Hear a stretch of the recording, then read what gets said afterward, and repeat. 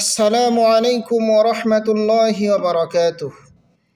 বিসমিল্লাহির রহমানির রহিম। আলহামদুলিল্লাহি রাব্বিল আলামিন ওয়াসসালাতু ওয়াসসালামু আলা রাসূলিহিল আমিন ওয়া আলা আলিহি ওয়া সাহবিহি আজমাইন। সম্মানিত দ্বীনী ভাই ও বোন, আজ আমরা জানব ঈদুল আজহার বিধান। এটি উম্মতে মুহাম্মাদির জন্য আল্লাহর পক্ষ থেকে এক বিশেষ নেয়ামত, আনন্দ উদযাপনের জন্য, এবং এটি আল্লাহর একটি শিআর। মহান আল্লাহ বলছেন, যালিকা ওয়া মান ইয়াযিম শাআইরাল্লাহি ফাইন্নাহা মিন তাকওয়াল কুলুব। এটাই হলো আল্লাহর বিধান যে আল্লাহর নিদর্শন সমূহকে সম্মান করে, নিঃসন্দেহে তা অন্তরের তাকওয়া থেকেই।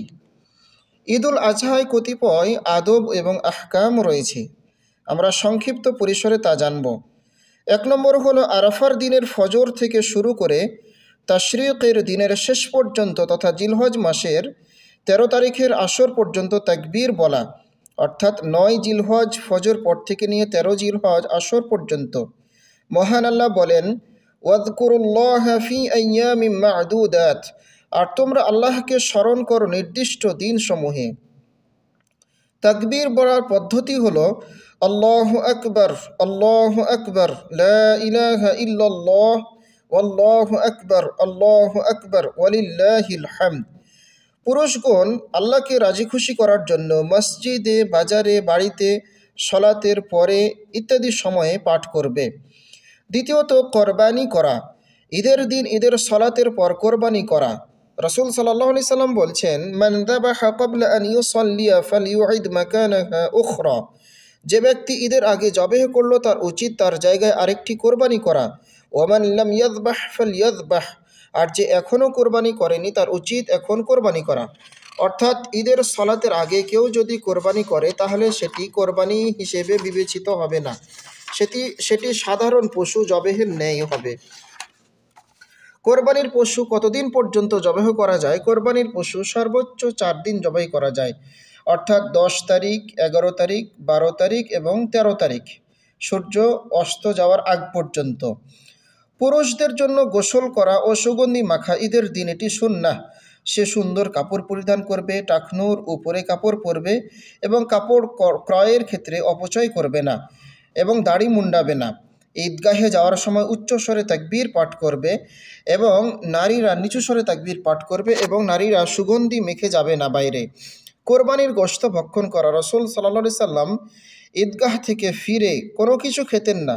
কোরবানির পশু জবেহ করে ওই পশুর মাংস দিয়ে তিনি মাংস খেতেন। সম্ভব হলে ঈদগাহে হেঁটে যাওয়া, এটি রাসূল সাল্লাল্লাহু আলাইহি সাল্লামের সুন্নাহ। মুসলিমদের সাথে সালাত আদায় করা এবং খুতবায় অংশগ্রহণ করা। আল্লাহ তাআলা বলছেন, ফাসল্লি লিরাব্বিকা ওয়ানহার, অতএব আপনি আপনার রবের উদ্দেশ্যে সালাত পড়ুন এবং কোরবানি করুন। কোনো উপযুক্ত কারণ ছাড়া এটি পরিহার করা উচিত হবে না। রাসূল সাল্লাল্লাহু আলাইহি সাল্লাম নারীদেরকেও কোরবানির ঈদের সলাতে উপস্থিত হওয়ার জন্য গুরুত্ব আরোপ করেছেন। ঈদগাহে যাওয়া আসার ক্ষেত্রে রাস্তা পরিবর্তন করা, এটিও রাসূল সাল্লাল্লাহু আলাইহি সাল্লামের সুন্নাহ। এরপরে ঈদের শুভেচ্ছা আমরা কিভাবে জানাবো? রাসূল সাল্লাল্লাহু আলাইহি সাল্লাম বলছেন, আমরা দেখতে পাই অন্যান্য তাবেঈ বা সালাফদের আমল থেকে তারা বলতেন, তাকাব্বালাল্লাহু মিন্না ওয়া মিনকুম, আল্লাহ আমাদের থেকে এবং তোমাদের থেকে কবুল করুন, অর্থাৎ আমাদের নেক আমলগুলো, আপনাদের নেক আমলগুলো কবুল করুন। এই দিনগুলোতে যে সকল ভুলভ্রান্তি হয়ে থাকে, সম্মিলিতভাবে তাকবীর দেয়া এটি সুন্নাহ নয়, অর্থাৎ সকলে নিজে নিজে তাকবীর পাঠ করবে। ঈদের দিন হারাম জিনিস দেখা, হারাম কিছু শোনা, হারাম কাজ করা, হারাম খাওয়া ইত্যাদিগুলো সবই পরিত্যাজ্য। কোরবানি করার পূর্বে চুল, নখ ইত্যাদি কর্তন না করা, অর্থাৎ কোরবানি হয়ে গেলে সেগুলো করা। কোরবানি উদযাপনের ক্ষেত্রে অপচয় এবং সীমালঙ্ঘন না করা। আল্লাহ তাআলা বলছেন, ওয়ালা তুসরিফু ইন্নাহু লা ইউহিব্বুল মুসরিফিন, আর তোমরা অপচয় করো না, কেননা তিনি নিশ্চয় অপচয়কারীকে ভালোবাসেন না। খেয়াল রাখবো আমরা প্রতিবেশীদের ক্ষেত্রে, তারা আমাদের মতো ঈদ উদযাপন করতে পারছেন কিনা। আমরা তাদেরকে অর্থনৈতিকভাবে খাবার দিয়ে, গোশত দিয়ে আমরা তাদেরকে সহযোগিতা করব এবং আমাদের ঈদের আনন্দে তাদেরকে আমরা সামিল করে নিব। আল্লাহ আমাদেরকে তৌফিক দান করুন। ওয়া সাল্লাল্লাহু ওয়া সাল্লামা আলা নবিয়িনা মুহাম্মদ ওয়া আলা আলিহি ওয়া সাহবিহি আজমাইন।